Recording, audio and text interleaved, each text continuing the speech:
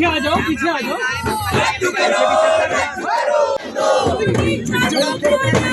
अरे भाई पोज मत दे, पोज दे रहा पर सलमान का दिख रहा है।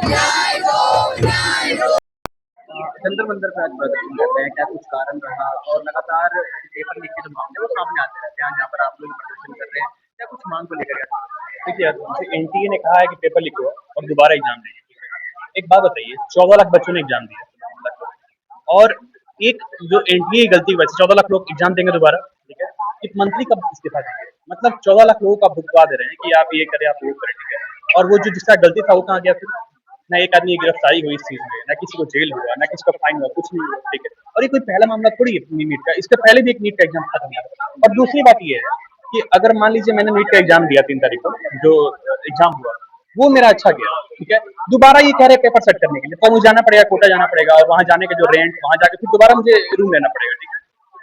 एक बात बताइए, क्या गारंटी जब दोबारा पेपर लेंगे मेरा अच्छा जाएगा? क्योंकि जो पेपर आया, हो सकता है कि मैं पूरा रिदम में था, एक साल पूरा पढ़ा और मैंने उसको एग्जाम दिया, ठीक है? दोबारा वो एग्जाम देने वाले हैं इस चीज में। मुझे ही डर लग रहा है कि जब मेरा पहला पेपर गया, दूसरा पेपर उसके साथ जाएगा या नहीं जाएगा, ठीक है? तो इसका जवाब कौन देगा? मैंने तो चीटिंग नहीं किया था, चीटिंग तो किसी और ने किया था, लेकिन भुगतना तो मुझे पड़ेगा अभी। अभी अभी अभी मैं आ चुका हूँ, फिर मुझे जाना पड़ेगा वापस से एग्जाम देने के लिए। ये तो गलत है। और ये सबसे बड़ी बात कि सब चीजों पे स्टूडेंट ही क्यों भुगते हैं? मंत्री कब भुगतने आएंगे? मतलब वो तो सिर्फ भाषा उछालने के लिए आते हैं कि मतलब यहाँ से आदेश पारित कर देते हैं और आप लोग फॉलो करिए। उनका क्या रिस्पॉन्सिबिलिटी चीजों को लेकर? तो यही है मेरा।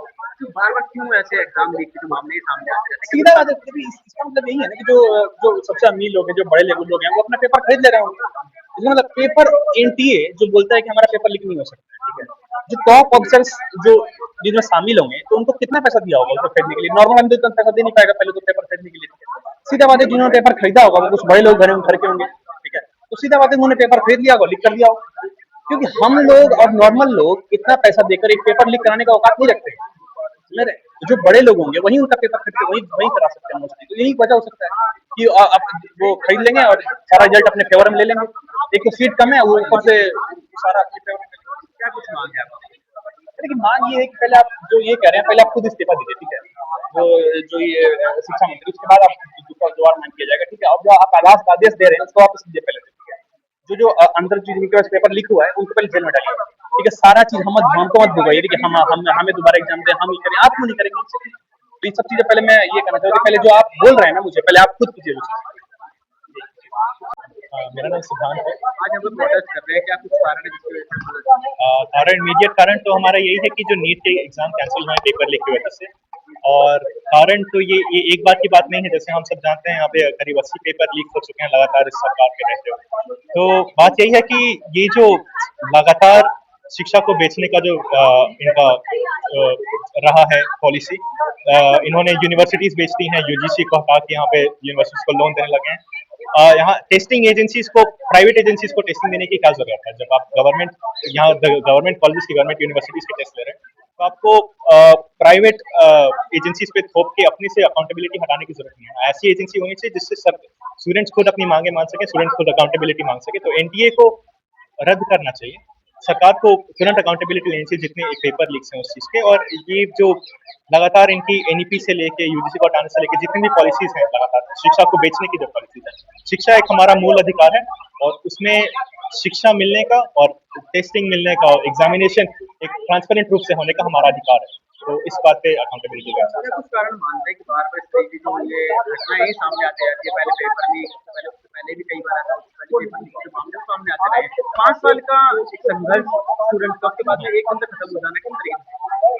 ये तो बात यही है कि इनको स्टूडेंट से कोई लेना देना नहीं है, कोई मतलब नहीं है। नहीं तो अगर होता, एक बार की मान लीजिए एक बार कोई प्रॉब्लम हो गई रहती, लेकिन लगातार दर्जनों बार अगर पेपर लीक हो रहे हैं तो ये डायरेक्ट रिफ्लेक्ट करता है कि सरकार का एटीट्यूड टुवर्ड्स स्टूडेंट क्या है। उसको स्टूडेंट से कोई मतलब नहीं है, उसको शिक्षा से कोई मतलब नहीं है।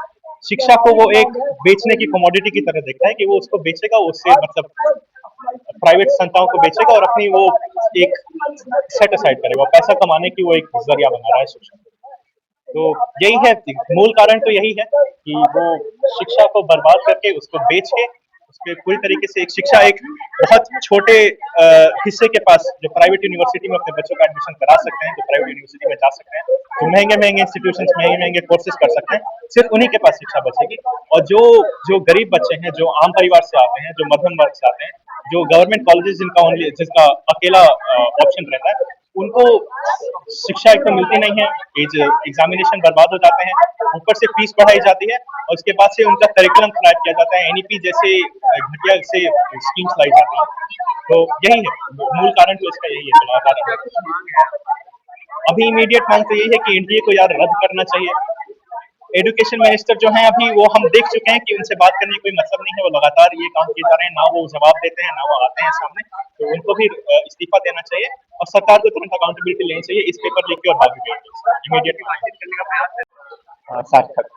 आज कई बार देखा गया है कि नीट एग्जाम जो है वो लीक हुआ है, एक बार फिर से ये मामला सामने आया जहाँ पे सरकार कुछ मांग है जी, जो एक जो मेन सेंट्रल मांग है हमारा, एक तो है कि अभी इस लीक में मतलब एक हाई लेवल इंक्वायरी कमेटी गठित की जाए, इसकी सही से जांच पड़ताल, और जो लोग दोषी पाए जा रहे हैं उनके ऊपर सख्त से सख्त कार्रवाई हो।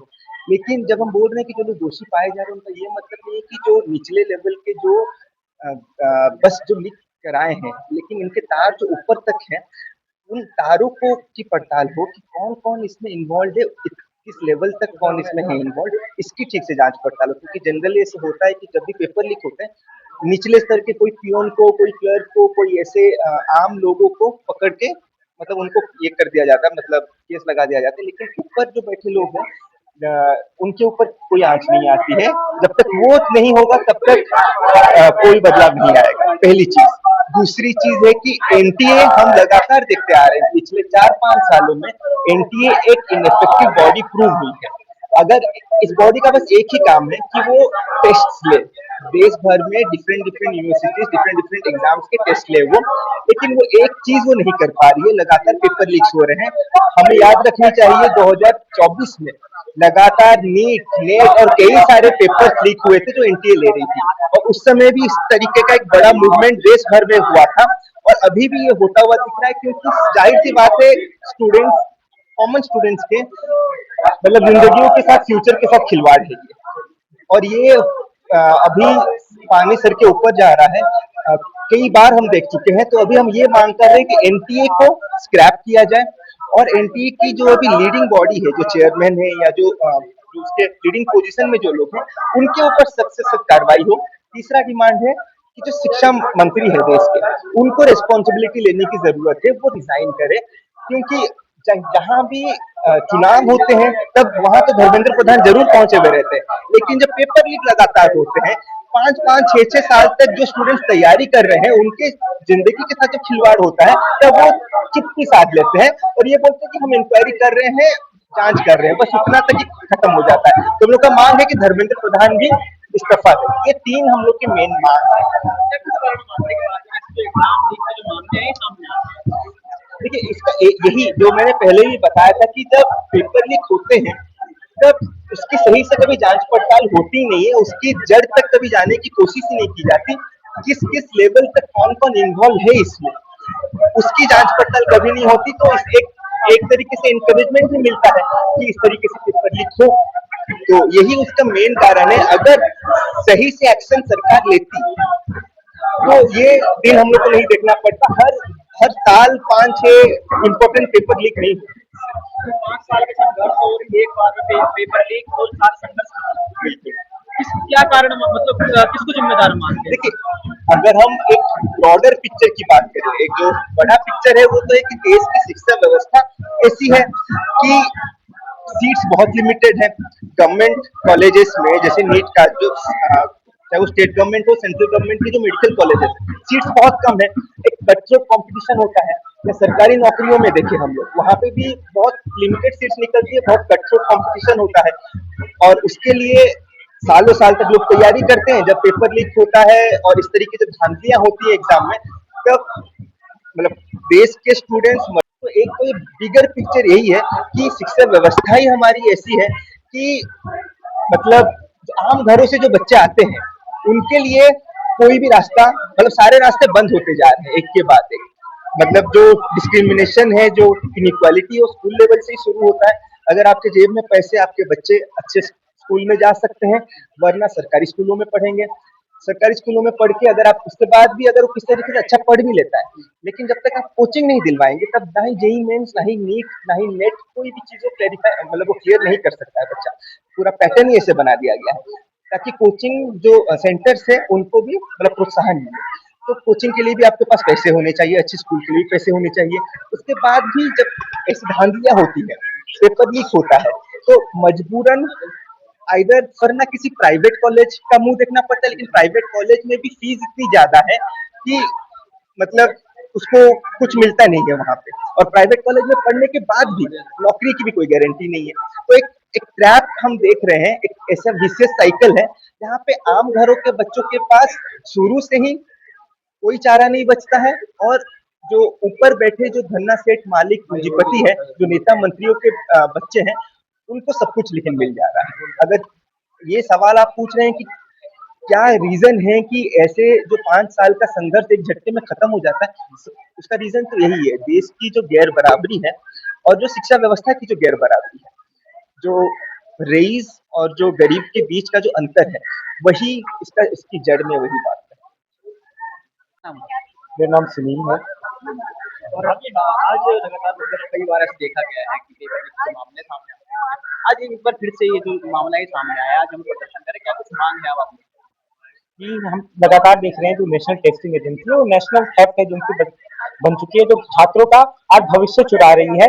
हमने 2024 में देखा किस तरह से नीट का पेपर लीक होता है, फिर उसके बाद यूजीसी नेट का पेपर लीक हो जाता है, और आज 2026 में हम यहाँ प्रोटेस्ट कर रहे हैं तो किस तरह से नीट का पेपर लीक होता है, जिसमें 22 लाख से जो छात्रों का जो भविष्य है वो दांव पे लगा हुआ है। उस लीक के खिलाफ आज हमारे यहाँ प्रोटेस्ट है, और जो हमारी यहाँ से डिमांड है कि जो नेशनल टेस्टिंग एजेंसी है एनटीए, जो जिस तरह से वो भ्रष्टाचार कर रही है उसको स्क्रैप करना चाहिए, और जो शिक्षा मंत्री है धर्मेंद्र प्रधान, उनको जवाबदेही लेते हुए उनको अपना इस्तीफा सौंपना चाहिए। और जो ये मामला है लीक का, जो छात्रों के भविष्य के साथ जो खिलवाड़ हो रहा है, इसकी एक ट्रांसपेरेंट तरीके से जांच होनी चाहिए। क्या कुछ कारण मानते हैं कि बार बार इस तरीके के जो पेपर लीक के मामले सामने आते हैं?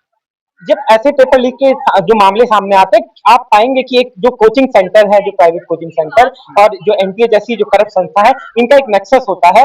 और ये पेपर लीक करके, कि अगर आप देखेंगे कि ये कोचिंग सेंटर अपना नाम चमकाना चाहते हैं कि ये पेपर लीक करवाते हैं, फिर अपने छात्रों को देकर कि 720 में से 720 मार्क्स, कि हम दिखा पाए कि हाँ इतने छात्रों ने इतने हमारे सेंटर से नाम निकले हैं।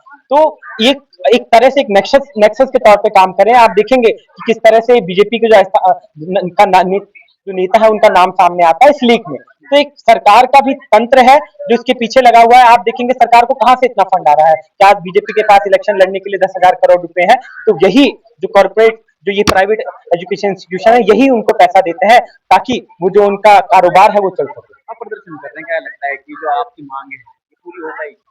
हम यहाँ से सरकार को ये बताना चाहते हैं कि जो देश का जो युवा है, छात्र है, उसकी क्या मांग है, कि आप अगर सोचते हैं कि आप उनकी आवाज को दबा सकते हैं तो ऐसा होने वाला नहीं है। उसी बात को, उस प्रोटेस्ट को दर्ज करवाने के लिए, कि जिस तरह से जो तमाम पिछले 10 साल में आप देखेंगे 89 पेपर लीक्स हुए हैं, तो जो ऐसे लगातार जो पेपर लीक्स हो रहे हैं, तो जो इस देश का युवा है उस चीज को नहीं सहन करते, तो एक प्रोटेस्ट को दर्ज करवाने के लिए आज हम यहाँ दिन करने। 5 साल के संघर्ष पूरी का पेपर लीक और सारे तरफ संघर्ष खत्म हुआ। किस तरीके से देख रहे हैं? तो आप देखेंगे कि इस तरह से एक पेपर, जो नीट का पेपर है, उसको देने के लिए जो छात्रों को एक तरह से जो उनका जमा पूंजी उसमें लगता है, उनकी मेहनत जाती है, उनका एक तरह से जब उनको पता चलता है उनका पेपर लीक हो जाता है, तो एक तरह से मेंटल ट्रॉमा भी उनको झेलना पड़ता है। तो इस तरह से उनके भविष्य के साथ खिलवाड़ है जो जो नेशनल टेस्टिंग एजेंसी है वो कर रही है, और सरकार भी कहीं ना कहीं इसमें सम्मिलित है, क्योंकि वो जवाबदेही नहीं ठहरा रही है। 2024 में जब पेपर लीक होता है नीट का, तो उस समय जो एनटीए के हेड होते हैं सुबोध कुमार, उनको उनकी जवाबदेही तय न करके उनको यूनिवर्सिटी में पद दे दिया जाता है, एक प्रमोशन दे दिया जाता है। तो आप देखेंगे कि सरकार किस तरह से काम कर रही है आज के दौर में, कि जो लोग जो जिनको जवाबदेही होना चाहिए कि ऐसे कारनामों के लिए, उनको आप प्रमोशन दे रहे हैं। तो ये सरासर दिखाता है कि सरकार जो है वो छात्रों के प्रति एक तरह से बोलूंगा कि जो सरकार है वो छात्र विरोधी। छात्र विरोधी बता रहे हैं, लेकिन कहीं ना कहीं अब ये बातें सामने आ रही हैं कि दोबारा से जो एग्जाम है उसको दोबारा से किया जाएगा। हाँ, तो आप देखिए कि अब एग्जाम को तो दोबारा किया जाएगा, लेकिन जो छात्रों को, जिन्होंने एक बार एग्जाम दिया, उनको किस मानसिक उत्पीड़न से गुजरना पड़ेगा, उस बात को आप सोचिए कि तमाम घर वालों को इतने मेहनत से जो उन्होंने एग्जाम दिया, वो उसमें दोबारा बैठने के लिए पूरा उनकी उनमें, जबकि उन छात्रों का कोई दोष नहीं है, जिसका दोष है वो आज खुलेआम घूम रहे हैं।